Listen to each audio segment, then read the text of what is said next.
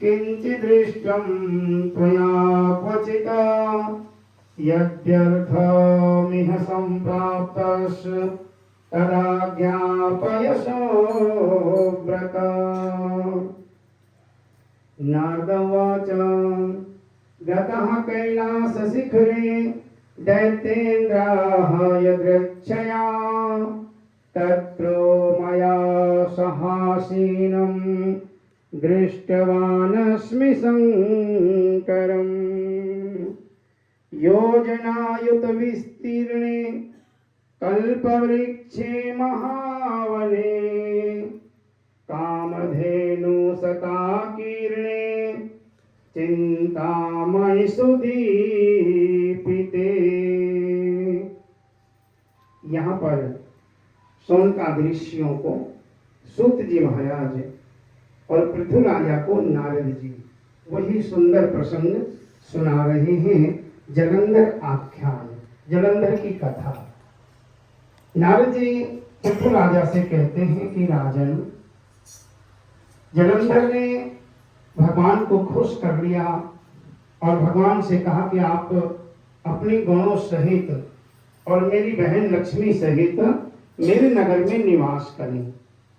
भगवान नारायण लक्ष्मी और अपने गुणों सहित जलंधर के यहाँ रहने लगे। नारद जी बोले, एक दिन मैं जलंधर के यहाँ गया।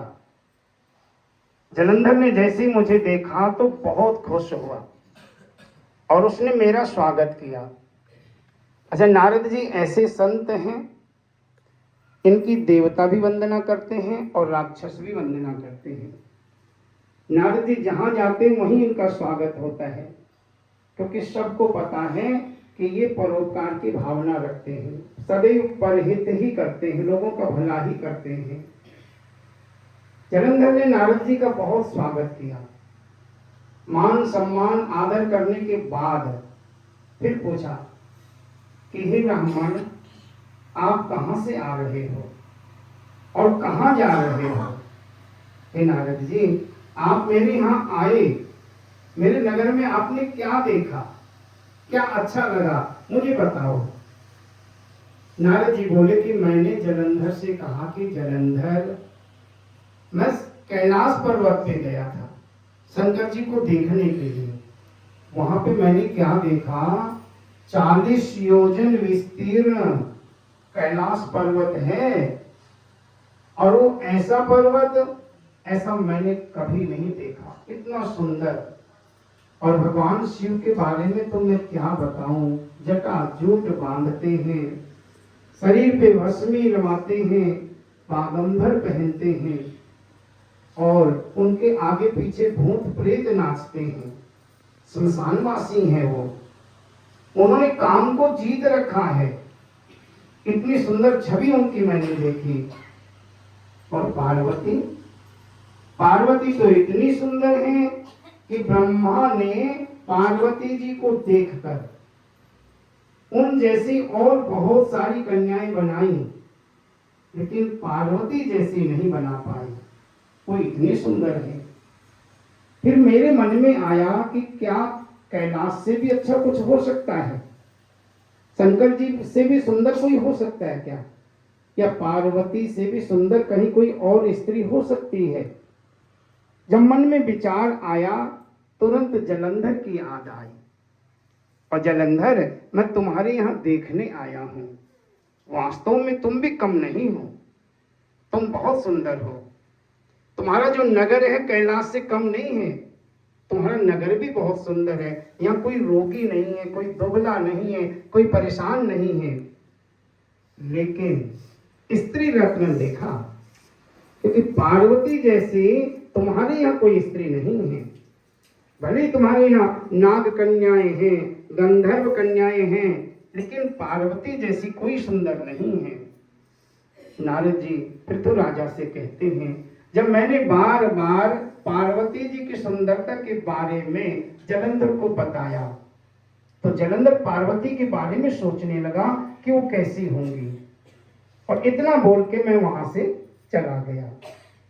मेरे जाने के बाद में जलंधर काम ज्वर से पीड़ित होने लगा। सोचने लगा पार्वती को कैसे पाऊं।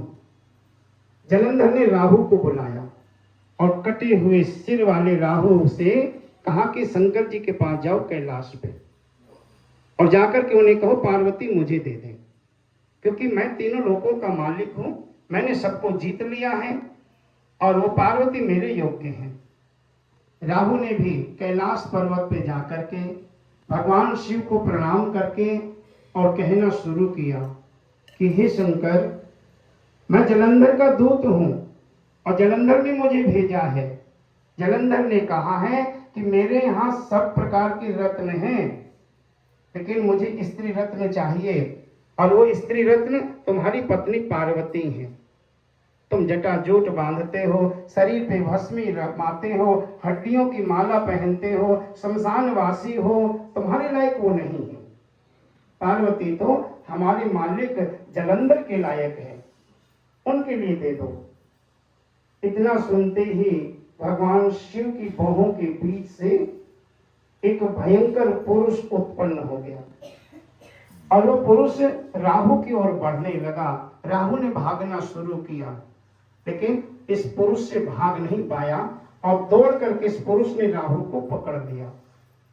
और जैसे राहु को मारने लगा तो राहु ने भगवान शिव की स्तुति करी, महामृत्युंजय का जाप करने लगा और कहने लगा कि हे महादेव, मैं ब्राह्मण हूं और मैं निर्दोष हूं, मैं तो जलंधर की आज्ञा से आया हूं।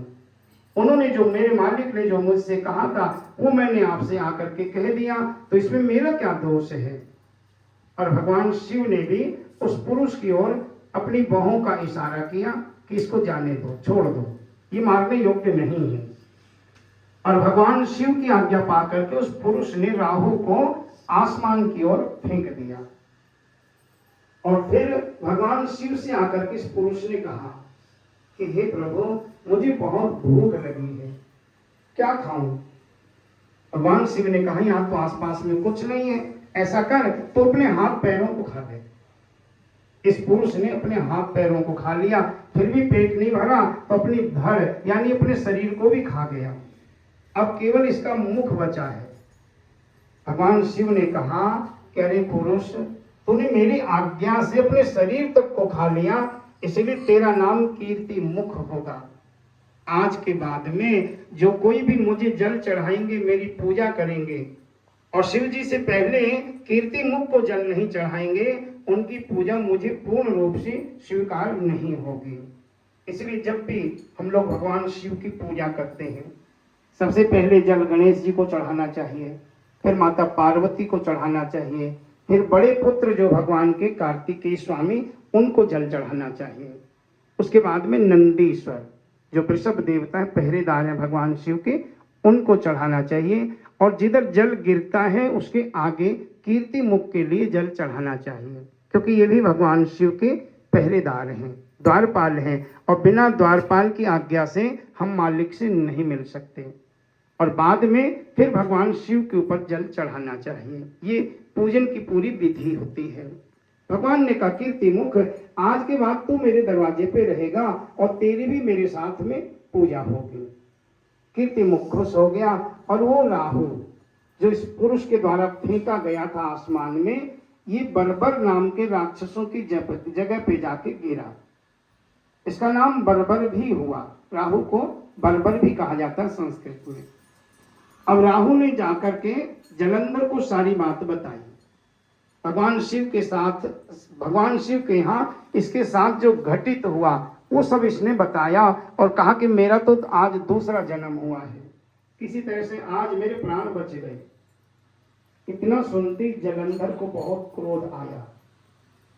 जलंधर ने उसी समय अपनी सेना ली और सेना लेकर के कैलाश पर्वत के ऊपर चढ़ाई कर दी।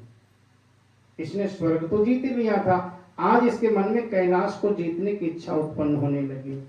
कैलाश के ऊपर अपनी सेना से आक्रमण कर दिया और इधर कीर्ति मुख, वीरभद्र स्वामी, नंदी, भृंगी जो भगवान शिव के विशेष गण हैं, ये भी युद्ध के लिए उतर गए और परस्पर देखते देखते दोनों सेनाओं का युद्ध आरंभ हो गया।